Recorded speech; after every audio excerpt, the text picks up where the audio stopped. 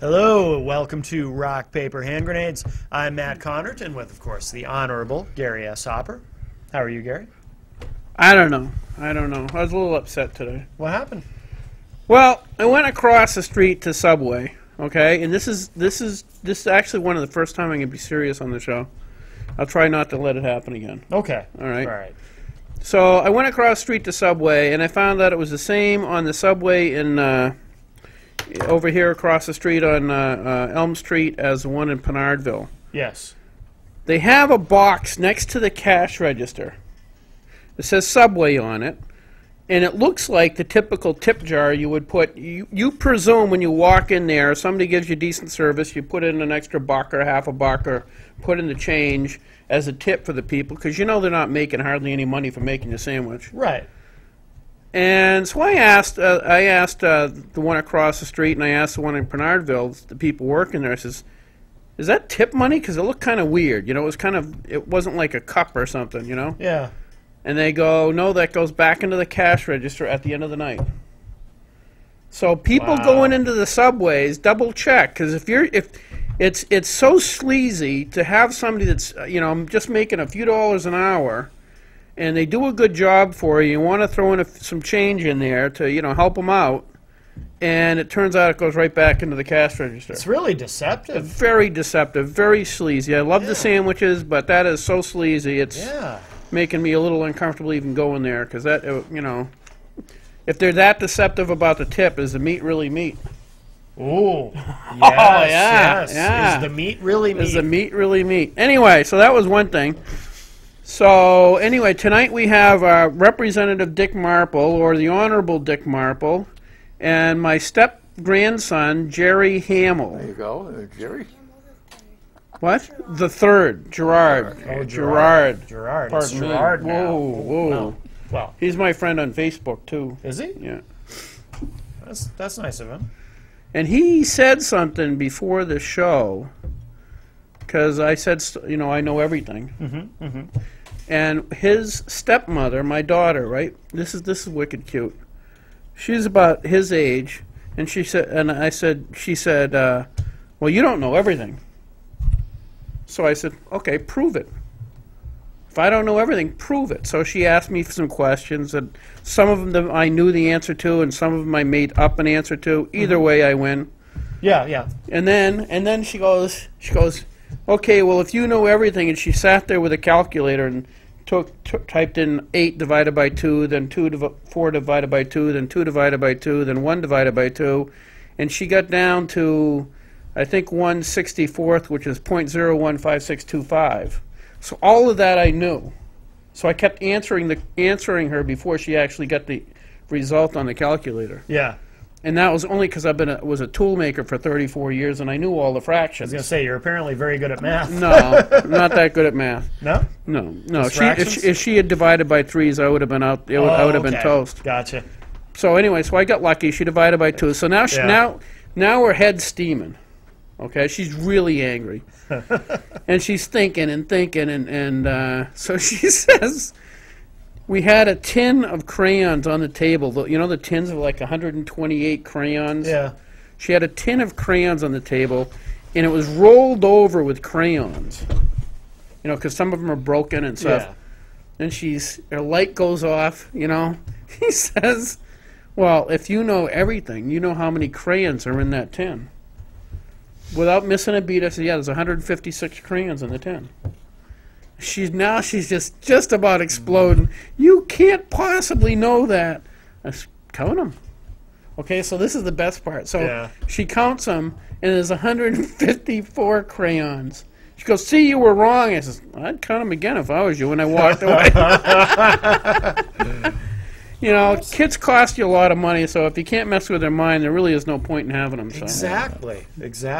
But anyway, so yes, I do know everything, Jerry. And what I don't know, I can make up, because I'm a politician. Well, is that right? there's a difference between a politician and a statesman. Right. And I'm quite proud, because it was 2006 down at the hotel in Nashville, the Crown Plaza, that the Constitutional he had invited me down, my wife down. Mm-hmm. And I was very surprised to get a beautiful walnut plaque from them, and it was for Now, what was that? What was the That was- organization? for the constitutional group that perhaps you were. Is that- see, is they that- have it. They have it. That was their 10th anniversary. Is that the one Paul Mirsky is associated with? Diane Gilbert, you know, she's a selectman over in Epping. She's been more or less the head honcho of that for years, and I've worked. In fact, I portrayed, believe it or not, they had it last year. They had it in September. It was at the Southern New Hampshire University, their new building down there, up on the second floor. And New. we did a little skit in which, believe it or not, the Sunday News put me on the front page of a picture of, and I was all in costume, of course. In like a tutu, you mean? It was it was a historical skit. Oh, okay. On, Yes, yes. I portrayed Ben Franklin, Benny. and Ben Franklin wore a tutu? Pardon me? Nothing. Nothing. Oh, yeah, no. Well, I got to tell you what the closing, because this is leading into what I think you want to talk about, is the closing part of there's like 3 little scenes to it, and the closing part, I'm a little bit snoozing there, and the lady comes in with a bucket and a mop, and she's going to clean up after all the things has taken place, and she says, Dr. Franklin, she says, what have they given us? Well, madam, we have given you a republic if you can keep it. Right. And those famous what they've come down to. You have to Because stay a little bit closer to the mic. that is exactly what we are being confronted with today. I mean, throughout my whole life, I pledge allegiance to the flag and to the republic for which it stands. There has been a misapplication of the word democracy. Right. And they go, we're a democracy. Well, in Which is not fact, true. we are a legislative democracy, but the republic has been put on a shelf Right. and is sitting there not being used. And the word democracy, if you stop and you analyze what it says, demo, it's Greek, comes from Greek derision. 2 Greek words, demo, meaning man, and creation, meaning rule of law. So we say, man's rule. What is that?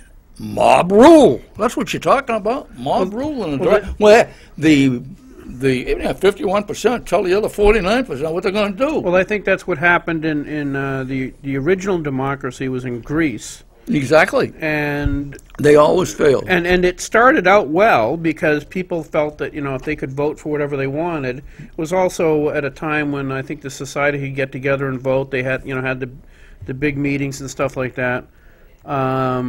So at first it seemed fair because everybody get to vote on everything. But after a while they realized, and this is the kicker, if you can get a polarity of people to vote for to take money away from a minority of people, they're going to do it. And what happens is, the whole system collapses because they can just keep bleeding everybody dry. Well, that's because they have And that's what's happening now. Of course, it's what has been happening. In fact, it was just last week there when a very interesting thing took place. I guess the Congress, they voted to Ron Paul's bill there for auditing the Fed. Right. Would they end I'll up bet you 99% of the people out in the street here do not know that the Federal Reserve is a private corporation. Right. Right.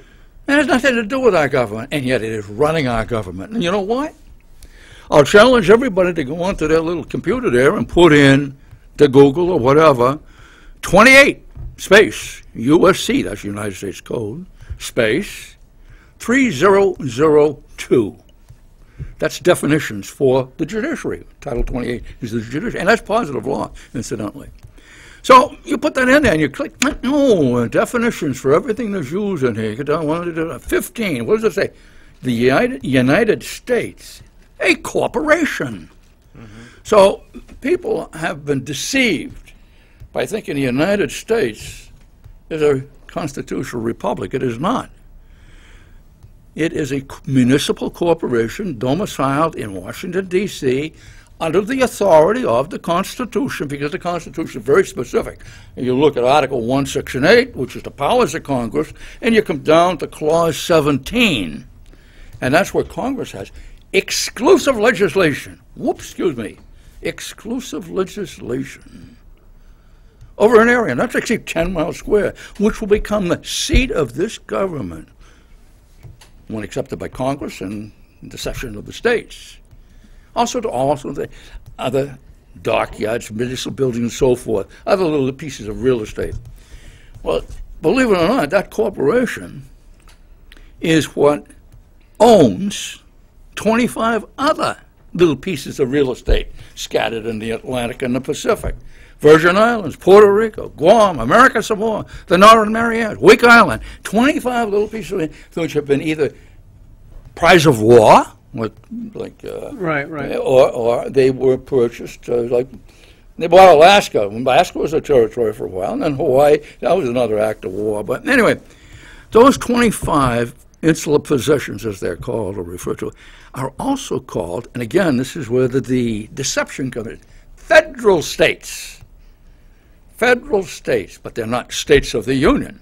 Right. So you have federal states, 25 federal states, and you have 50 sovereign states, which are united by and under the Constitution. So what is happening is the corporations have really usurped what was originally designed to be a republic. Right. And our republic sitting on the shelf waiting to blow the dust off and bring it on and say, hey, this is what we're going by. The republic, the law of the republic. Well, there's this dual situation. Also, believe it or not, comes into citizenship. And you see, you go and you file out the papers to vote, and you put down, you check, you certify I'm a United States citizen. Whoops. What's a United States citizen? Would you believe, and this is a fact, it's all documented, it's right there, you can go to and look it up. The day before, So let's take. Yeah, Yeah, sure. grab this, okay. Hi, welcome to Rock, Paper, Hand Grenades. Who's on the line? Hello?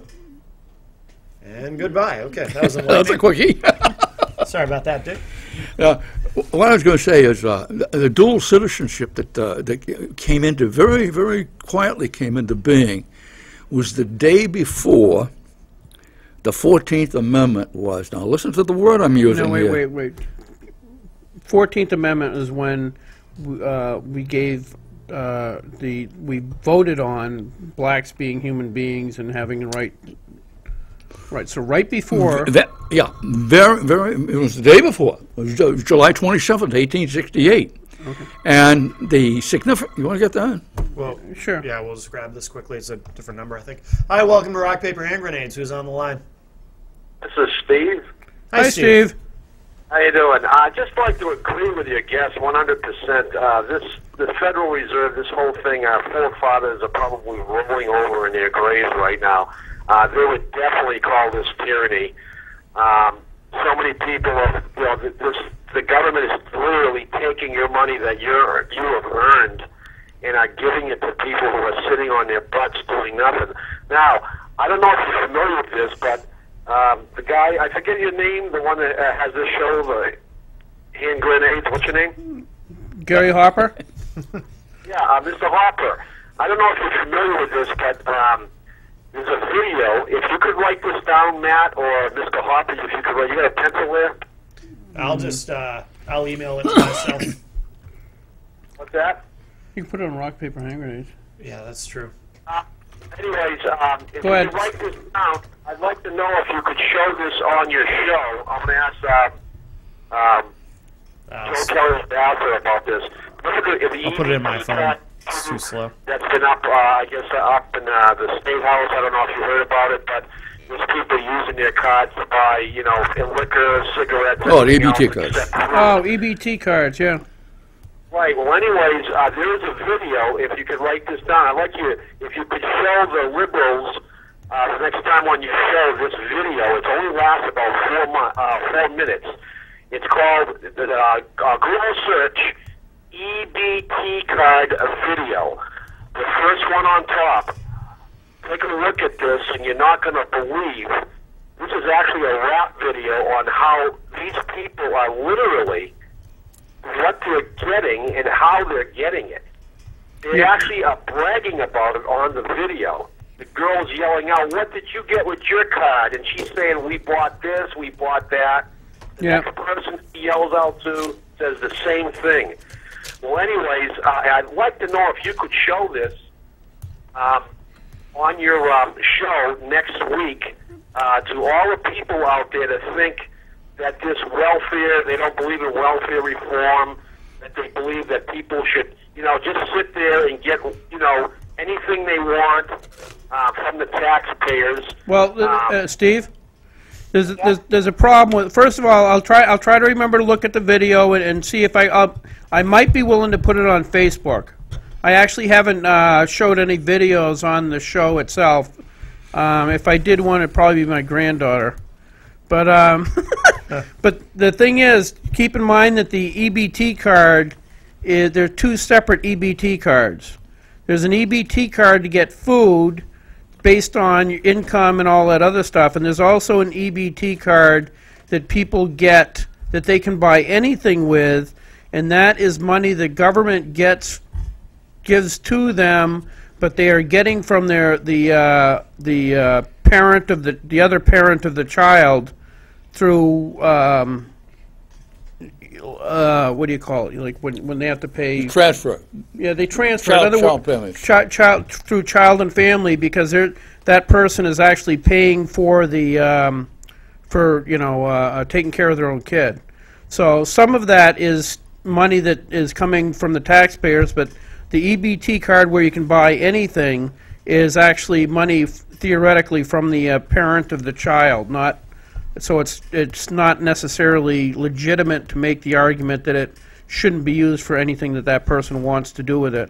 That'd be like if somebody was paying child support for one of your kids, and you decide to go take the money and go buy clothes and stuff like that. I mean, that's. Well, I'll tell you something. According, you've got to watch this video and see what I'm talking about. They're actually bragging.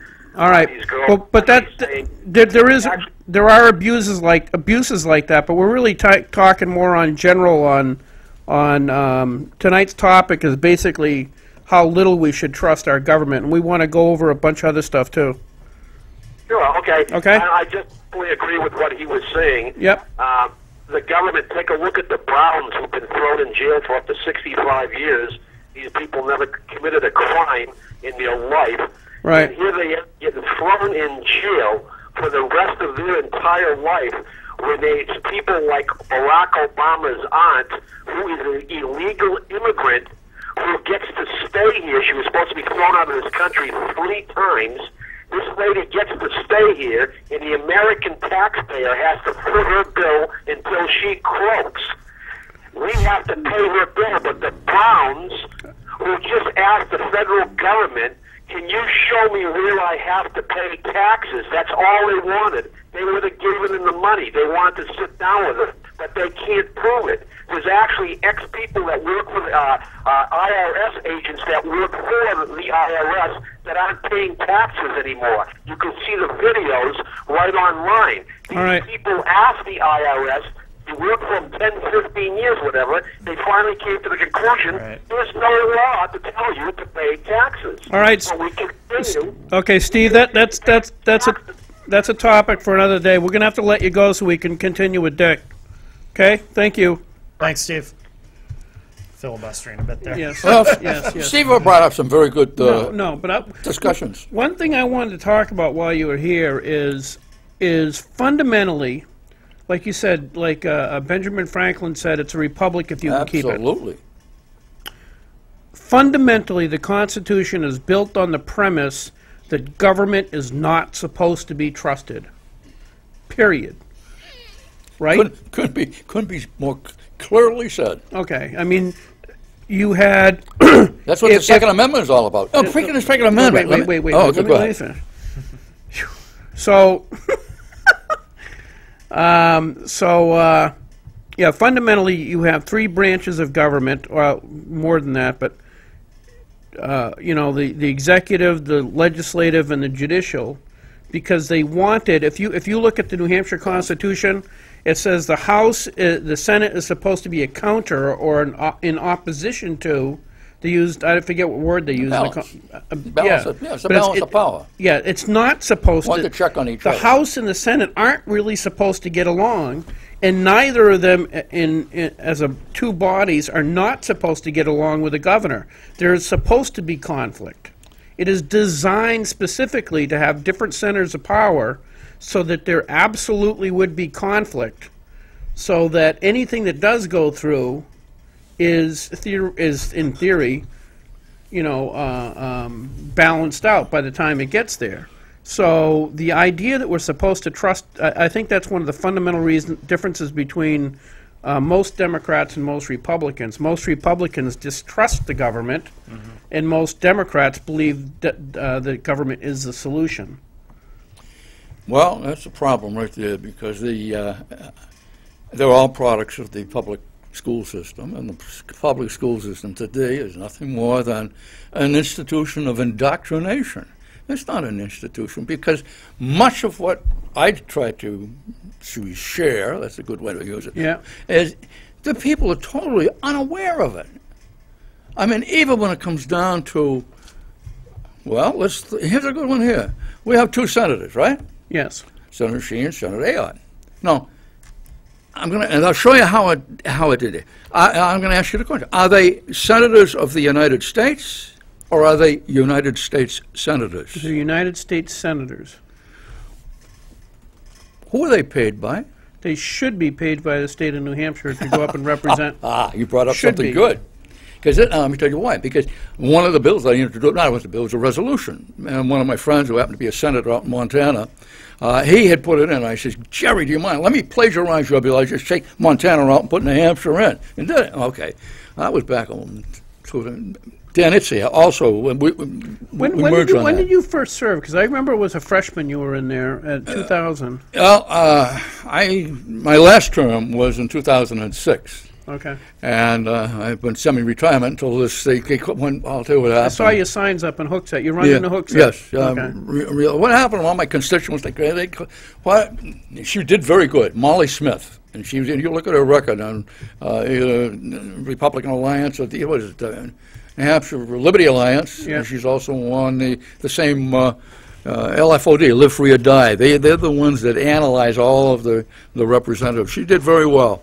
But as things occur, she met her love life, and she got married, and I guess she's pregnant now, so she chose not to run for re-election. So that left a slot So you're open. saying politics made her pregnant? I don't know. Wow.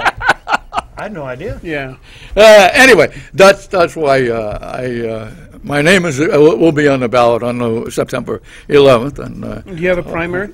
yes, there is a primary. Okay. Yeah. Who's in your now? Hooksett. Who's in your primary? Well, the incumbents, of course, is Dave Hess and Todd Smith and Frank Kotowski, and then there'll be myself, and then there's another gentleman. I think he's a How many seats? 4, Okay. and the other one I think he's a Manchester Fire Department, but he Okay. lives in Hooksett, Right. Right. and of course he belongs to the what is it, the union there? Yeah. And that's interesting, because you're talking about the balance of between the three branches of government, the executive, legislative. Both the House, and because you were there, the House passed it, the Senate passed it, went to the governor, and he vetoed it. That was a right-to-work bill. Yeah, I voted against that too. And, well, there you go. He voted it. You remember the governor. All right, whatever. Makes no difference. It's coming up again, and, of course, there'll be a lot of lobbying on it Comes up to try every- and kill it every again. year, That comes right. up. Well, yeah, but that's come up every year since I've been up there in 2000. Every 2 years that comes up. Well, every other state that's passed it, they've had a tremendous increase in their job availability. Yeah. That's another thing. Anyway, we'll argue that Whatever. sometime. No, but it's what you were talking about, the balance, the little conflict between, because there was a conflict between and the governor, the Right. executive, and he did what he wanted. They didn't get an override, so his veto prevailed. Let's go back to because this is very important. The day before the 14th Amendment was adopted. Yes. Now, the word is adopted. It was not ratified. You say, well, what do you mean? It's the 14th Amendment. Read the congressional record. You're absolutely correct as far as what you were saying, it being a vehicle, actually it's a trust, 14th Amendment trust, to give the slave blacks citizenship as, guess what? United States citizens. Yep. Now, well, this is interesting because there were already free blacks, many free blacks that wore the gray and fought against the North, and I call it the War of Northern Aggression, and it really was. But there were free blacks as well as slave blacks. It was the slave blacks that did not have citizenship. The free blacks already had citizenship. Right. Now, if you look in your Constitution, whether it's Bill State or one of these little pamphlets you get from the Fed, and we had the bicentennial, they were little pocket ones. I've given out thousands of them. But anyway, if you look in the Constitution, you will see that the word citizen is capitalized all through the Constitution, capitalized. But when you come to the 14th Amendment and all the amendments after the first 10, you see that the word citizen is a lowercase. So you say, well, what does that signify? That signifies the second-class citizenship, which the Supreme Court, United States versus Cruikshank, that involved 5 black youths, and the United States versus Cruikshank, the Supreme Court states 2 governments. One's the corporate government, one's the constitutional republic. So what happened was again, we had during the so-called Reconstruction era after the Civil War, 1868. It was July 27th, the day before, because July 28th is when they adopted it. On the 27th of July, Congress enacted. Go to the congressional record and read it. 15 statutes at large. Now, this is public law. 15 statutes at large. And 15 statutes at large is entitled Rights of an American Citizen in Foreign States. Now, what does that suggest by its title? Rights of an American Citizen in Foreign States. Well, foreign states, every state. Massachusetts is foreign to New Hampshire. Nevada is foreign to all the other. What do you get in Nevada? You get gambling, you get prostitution. That's all in Nevada. Legal there. But it's a sovereign state. They can do what they want in that state. Every state is sovereign, and it's up to their legislature to enact those, let's call them statutes, we consider they are statutes, which are going to govern the public policy in which the state operates under. And there's where your constructive democracy comes in, because it is a legislative democracy. Well, what do we do in the House? Press the red button and the green button, majority rules, right? So it's a legislative democracy that is employed by the Republic to make up its public policy. Now, this is going back probably about the time of 2000. Bill Gather and I are more than casual. He's a history buff. Married. He's a history buff. And I happen to be a history buff. And when I say more than casual, it's because we have a tie on history. And I said to Bill, I said, you point out the Constitution. I've given out a whole lot of them. But I says, you're missing something on the cover. You got the ship Raleigh there. And I says, you know, and I know, that's the seal of the, guess what? Corporation. That's the seal of the corporation. I says, you have the authority, and I want you to consider this. I want you to put the seal of the Republic on the cover of the Constitution. And then, of course, the seal of the Republic, it's symbolic. It's got the 5 arrows that represent the original 5 counties. They're bound together in the middle, showing in unity the strength. And then they get the fish showing that's one of the industries, and the lumber by the tree. So that's the seal of the Republic. And I said, that should be above the seal of the corporation. Right. Because the Republic governs the corporation. Good point, he said. And he did it. Right. Yeah. No legislation, no bill. It was just between Bill Gather and myself to have that seal put on there. And he done it ever since. For which I'm grateful, because it gave me the opportunity to have a, let's call it, physical Conversation display. piece. Well, because when I teach, and I try to convey and share, I'll hold up the Constitution and say, here's our two governments. We have two governments. There's the Republic and the Corporation.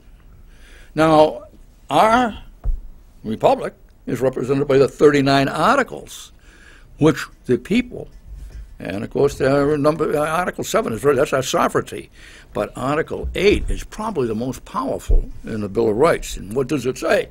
All power originally residing in, and being derived, there's the key word, derived from the people. All the magistrates and officers of government are the substitutes and agents that at all times are accountable to them. So all power comes from the people and is delegated to them by, guess what? Part 2, which is the form of government. Now, after the people, those two constitutions that were crafted before the people ratified what we have today in 1784. So in 1784, they ratified what we have today. And what did that do? They said, oh, wait a minute, we have to have employees. We have to have employees to protect us. Sheriffs, bingo. Yeah, you need the organizational part of it. So that's the corporation. That's your corporation. Part 2 is nothing more than the charter of the delegated authority that the people in the Republic gave to the corporation to implement what has to be implemented to protect the people. So an interesting one, of course, there's where you find your sheriffs, is Article 90. And Article 90 is crafted in a very clever, not clever, let's put it, the syntax is perfect, because it says, all of the laws in the colony, the province, now those are the two preceding forms of government, will be continued on unless in violation. In violation. So Article 90 is a very interesting article. Now, isn't that fundamentally so that when they wrote the Constitution, if they missed something, like it would be picked up by something in other words, that pre-existed. Precedent is still good from the old system, unless it is superseded by what we are doing now. Okay, now Gary, I'm going to ask you. Last term, 2 years ago, when you went back into office, shortly after you got back in office, you get a check in the mail from it was supposed to be. It's supposed to be $200. Yeah. Well, how much did you get? 183 or something. Yeah, what was that all about? Federal tax. Oh, wait a minute, you're not an employee, are you? Of this. You're an elected representative of the people. Correct. You were elected to protect the people from all the avarice and greed of the corporate government. Right. But why? They have no authority to take that from you, because the Constitution, Article 15, Part 2, says very clearly that every representative gets $200.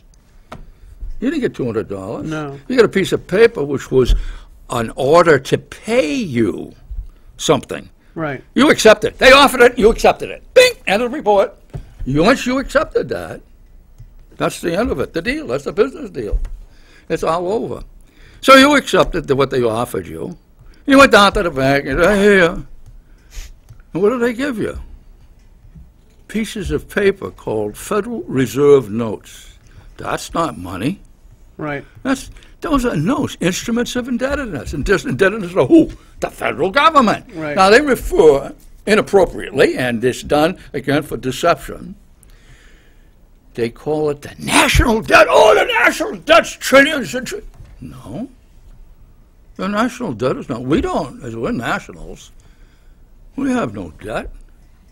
It's the federal government. It's the corporation that has the debt. Mm-hmm. It's the corporation that takes the credit from the Federal Reserve every Monday when they sell the federal government bonds, bills, and notes. Let's start calling it correctly. It's a federal debt owned by the federal corporation, not we the people.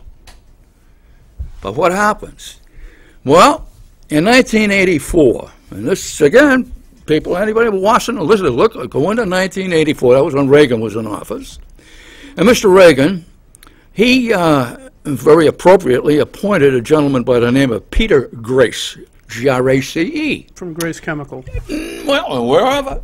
But he thought he was a man of, shall we say, honor. And he appointed him as chairman of what was called the Grace Commission Report. And they spent 2 years investigating fraud and duplication of process and all through government. So the Grace Commission report was completed in January of 1984. Yeah, they had like 2,000 volunteers. It was really, really thorough. Absolutely. It was, I mean, I read that and it blew my mind. It really did. But anyway, what is significant here, and anybody watching or listening, they just go to whatever search engine they're using and put in Grace Commission Report 1984. If it's Google, it'll come up, it's the second entry. There'll be a whole bunch of entries, but it'll be the second entry down on it. And that second entry down on Google is the covering letter, you know, how covering letter for her, and it's signed by Mr. Grace, Peter Grace. And what I found extremely significant in reading that Grace Commission report, the cover letter, was it comes down and then there's an indentation with 3 bullets, bing, bing, bing, bing. And in it they're saying the American people will be reluctant to suffer any more taxation. And then the bullets say why. Well, the first bullet says, well, 1/3 of the people don't pay any taxes anyway. Now this is back in 1984. Yeah. And number 2. Wait. Let's if you can explain. The reason he says that, and the Grace Commission said that, is 1/3 of the people, 1/3 of the economy is underground. Well, that's the second bullet. Yeah, right. And that means the carpenter who, you know, puts in a door for you and accepts cash instead of a check, so he doesn't have to report it on his income taxes or actually tips like we were talking earlier. Right. And things like that. 1/3 of the entire economy is underground, so that's 1/3 of the... That was then. That's back in 1984. So, and the other 1/3 was what? There was 1/3 that was just... Yeah, people weren't the paid last taxes at all. 1/3 is, I found that, that one knocked my socks off when I read that. And it said 100%. Get a load of this. 100% of what Internal Revenue extorts from the American people, and it is extortion, doesn't go to fund our government, not 1 penny. 100% goes to our Federal Reserve to pay them for the privilege of renting their private currency.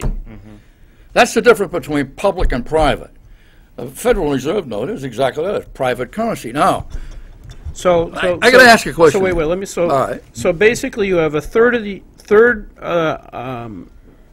the fundamental thing they were trying to get across is 30. You know, 1/3 of third of the taxes aren't even being paid because it's underground. 1/3 of the money. This is in '84, so it's probably worse than that now. Oh, of course. 1/3 of that is just going back to pay off the Federal Reserve, the corporation of the Federal Reserve. And so that means that there's only really 30%. no, there's none. Zippo. A third of the money is actually no. No, there is none. I know what you're trying to say. You're trying to take it and divide it by 1/3. No, 1/3 doesn't pay at all. Right. The second 1/3 doesn't pay at all either. So the third 1/3 is what Internal Revenue extorts. But not 1 penny of that goes to fund our government. It goes to pay the Federal Reserve their rental fees for using their private currency. This is what the audit of the Fed should really show. But what you fundamentally end up with is such a small percentage of the people actually paying population actually paying taxes. 100% of the taxes they collect. Right. 1/3 of the people pay 100. That's back then, and with what we have now, I've heard it's over 51%. Now, whether that's true or not, I have nothing to back it up. It's just a rumor that's circulating around. Well, we're going to run out of time. The other thing I wanted, because I really wanted to have a program, but we kind of got off kilter, about the reason why people. The Constitution says you shouldn't trust the government. It was written fundamentally as with a Christian understanding of human nature. And the Christian understanding of human nature is we are all fallen. and that we fall short, and we're not to be trusted. As a government, definitely not to be trusted. I kind of wanted, I don't know if you want to do it tonight, but I wanted to do a show to express how little people should really trust their government. In other words, like, for instance, like I was talking to you on the phone, Yeah. if people are unfamiliar with, like, Ruby Ridge, Waco, Texas, where they basically assassinated a whole bunch of American citizens, and it goes way back, too. I mean, this isn't something new where the government has lied to us about what's going on. I mean, if you, the gentleman on the $20 bill, Mr. Jackson. How many Indians did he march from one place Trail to of another? Tears. The That's Trail what of it's called, Tears. And the judiciary, the Indians actually were pretty cool because they took it to court. That's and said, Cherokees. you can't take our land. We've got this contract. And Andrew Jackson says, so, when the Supreme Court came down with a decision, Jackson said, well, tough luck. You don't got an army, so sue me. Well, it's a... So, I mean, the federal government, in effect, it lies to us all the time. It's like not even close. And it doesn't matter if we elect a Republican, a Democrat. And most of it we probably never hear about. Most ever. of it you never hear about. Well, this is interesting because this ties in with something that I said previously tonight, because I have great compassion for the Native Americans. And speaking of the Native Americans, are you familiar with the Lakota tribe? No. Well, the Lakotas have expatriated. I'm familiar with the Hakawis. No, this is the Lakotas. And the Lakotas, well, hey, wait a minute, they're selling silver and gold now. They don't register their cars. They don't pay any tax. What they have done is they have expatriated from the corporate government. They're no longer. There's a Bureau of Building said, hey, get out of here. This is our private land. You're a trespasser, we shoot you. Your trespassers will be shot. No, the Lakotas, I have great respect for them. And they have their own monetary system. In fact, you can buy gold. I don't know about gold. You can buy silver from because I. Where are they? Where are they? Pardon me? Where are they physically? Oh, out in the Midwest. Okay. Yeah. Anyway, what I use is a term which has probably fallen to a lot of people, and that is expatriation. But earlier this evening, I mentioned the 15 statutes at large, Chapter 240, which is on the books. It's been adjudicated by the Supreme Court, and the Supreme Court has not only, well, in fact, believe it or not, the right of expatriation is still, and that's where they define the difference between an American citizen and a United States citizen. Yep. The American citizen, of course, the one is referred to in the Constitution. The United States citizen, lowercase c, is the second-class citizen created for those of color who didn't have citizenship. They were slaves. But then you had your Civil Rights Act. And your Civil Rights Act is an interesting one because if you look at Title 42, Section 1983, and Title 42, Section 1983 is your civil rights. And Section 1 of that is very, very significant, because it enumerates. 1983, like as in? No, that's section. Oh no, that's it's title. Yeah, when was it? Title when 42, was it? Section 1983. Okay. So you go to Title 42, and in Section 1983. Okay. That's. When? Yes. When did it go through? Oh, good Lord! This is. Don't hold me to it. It's 60s. Yeah, probably. Okay. But anyway. When was it? 64 Civil Rights Act? Was that what? 64. I remember. Anyway, Section 1983(1) defines but it uses some very enumerates all. That's what it enumerates all of the rights and benefits of a United States citizen. Will have those civil rights. Will have. But then it says, as the same as white people have. There it is, white, the Caucasian. But it says white people. So in other words, the Civil Rights Act was created to give those of color the same rights and benefits that the white people had. There it is in black and white, Title 42, Section 1983. So we have this deception that's going on. And again, government is the element of creating this deception, and it's what I call DP. And that's not. Now let's put it this way: deprivation of information, DI. Instead of a drill instructor, we have DI. Not drills, right? Deprivation of information. The easiest way, and government has found that this is the easiest way to keep people on is don't give them the information. Then they've got nothing to question. So if we don't have, you know, the information in front of us, we're misled by what the controlled media and the rest have. Hey, go get your phone. Unaware and compliant. You got it. Exactly. Keep them ignorant. Hi, welcome to Rock, Paper, Hand Grenades. Who's on the line? Johnny. Who is this? Johnny. Joni? Jody? This is Johnny. From Johnny? Manchester. Yeah, what's up? How you doing? Good. What's your question? Hello? Heard a click. All right, well, another enlightening call. I learned a lot. Short and sweet. Yeah. But where were we? I don't know. I got no clue. You were on the talking about the The citizenship. citizenship. Well, that's exactly. See, after the 14th Amendment, then Congress was confronted. Well, they had that. They figured the 14th settled that as far as the giving citizenship to the those of color.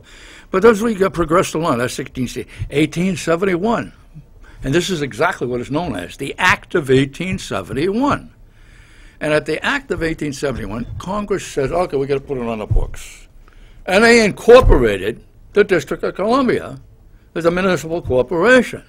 And of course, that was originally dedicated, the land was from Virginia and from Maryland. Right. And what you had was you had two existing governments, county in Virginia, county government, and county government. So now you have these two governments, a little friction between the two. We're going to get rid of that, and we'll create one. So they got rid of abolished those two county governments that were controlling that, and they made one. Well, that's what the Act of 1871 was to accomplish. But I think it was also accomplished for deception, because it only lasted for about 3 years, and then it was abolished. And people say, oh, yeah, but they abolished that. But guess what? A year later, they reincorporated Really? it. And it was reincorporated. I can give you the citations on it if you want to look it up for yourself. But it's all there. But what's the point? So The point is, the corporate government is what is controlling, using the federal. See, it's a corporation. Now, as a corporation, it is a fiction. It's a legal fiction. Legal? Yeah, it's legal, but it's a fiction created to provide a specific purpose. And corporation, being a fiction, can only do business with other fictions. And you say, well, wait a minute. I'm not a fiction. Oh, yes, you have a fiction. And how you can prove it to you is, you got a checkbook? Not with me, no. You got a checkbook? Not with me, but... Well, when you get home, take out your checkbook, and you look at it, and you'll see in the upper left-hand corner, you'll see your name. And your name is all spelled in all capital letters. Yeah. You say, well, wait a minute. All capital, what does that signify? Well, if you go to the government style manual, which you can go on to, I just put it into Google or any sort, government style manual, it's all online. And then go to the significance of capitalization. Well, that means that's not you. That is a fiction, a corporate fiction created, your straw man, which was created by government, because the banks are all controlled by the government. All banks are part of government now. And the line that you sign, this is what I want you to do. I want you to get a good, strong magnifying glass. Yeah. And you put that magnifying glass on what you think is a line. And what you're going to see there is microprint. And the microprint says, authorized signature. So that piece of paper has absolutely no validity until you, the human being, push your wet ink signature onto that line. And that creates the discharge. You cannot pay a thing today with Federal Reserve notes. You can discharge it, but you can't pay it. Now, as I mentioned, the Crown Plaza Hotel, this is a couple of years ago in February. 2 years ago this February. The Freedom Forum. Have you heard the Freedom Forum? Well, before you go on to something else, there's something I wanted to ask you about, because you know a lot more about this than I ever will. Something's been aggravating the heck out of me for a while, and I wanted your opinion, because we only got 4 minutes. All right. The United States flag is only supposed to be put at half-mast for very narrow band of reasons, okay? That's all in Title IV, Section 1. Now, the governor has the authority to lower the state flag, and I believe the federal flag, but under John Lynch, Governor Lynch, he lowers a flag every time a soldier is killed in combat. He lowers a flag for other things. Now, I'm not saying that I don't mean any disrespect for servicemen who lost their lives, but if you looked at the Civil War, the Second World War, the First World War, that would mean that our American flag would be at half-mast around the country during the entirety of a war. Okay? I believe it's politically. Obama just lowered the flag after that killing in Colorado, and then apparently I looked across the streets at half-mast again because the Sikh attack. What the heck is going on? And you know, are we going to be a country that lives at half-mast for the rest of the, you know? Well, again, that's symbolism, and if you want to talk about symbolism, this is very significant. This incident out in Aurora. They call it a false flag. Well, people have to understand what a false flag is. Talk about the flag specifically. Well, but that's a false flag. No, I'm talking about. I know, but that's a false flag. That's why you have the gold fringe on it. In fact, that's one of the first things I put in. And Jean Shaheen, when she was governor, she signed it. RSA 3E1, that the United States, not the military flag with a gold fringe. That's already in the statute. But dummy here, and I was a dummy. I didn't know that when you craft legislation, you got to put a penalty in it, and if they don't obey it. And I didn't put a penalty in it, so they ignore it. Right. But anyway, I want to get this out, please. Marple Money, MARPLEMONEY, dot. M as in Mary, P as in Paul, and the numeral 4. This is a 4-minute video I did on money down at the Crown Plaza 2 years ago. We put that on Facebook last time we were on. Did you put it up? Yep. Yep. Did you get any recall on that? Because that's just a primer to try and get people to think about this. Yeah. This fraud. That's what it is. Federal Reserve Account Unit denomination. That's a denominator. The piece of paper denominator. No substance whatsoever. Right. But today. But anyway, what is the criteria for having that flag at half-mast? Let me put it this way. I would defer to the U.S. Code. And that's positive. And Title IV, Section 1, 2, 3, 4, 5, 6. That tells everything about but it's Title IV starts with Section 1. Red, white, and blue. What's your gut feeling about the flag being half-mast all the time these days? Well, symbolically, what does it mean? Well, that we're losing? No, we've been lost. We were lost in 1913. 3 strikes and you're out, right? Right. All right, that was Internal Revenue, 13, Federal Reserve, 19, and the 17th Amendment, which changed election of senators from the legislature to the people. See, and the syntax, this is something that people don't know. I said a senator of the United States, a United States senator. Well, they think it's synonymous, and it's not. One is a senator, and that's what the 17th Amendment was. They were not only were they elected by the legislature, but they were paid, and they were paid by the legislature to do the business of New Hampshire when they went to Washington. Now, guess who they're paid by? The corporation. Mm-hmm. You don't bite the hand that feeds you. So that's why we have again, deception. And it's all done through syntax. I call it sedition by syntax, augmented by Semitic subterfuge.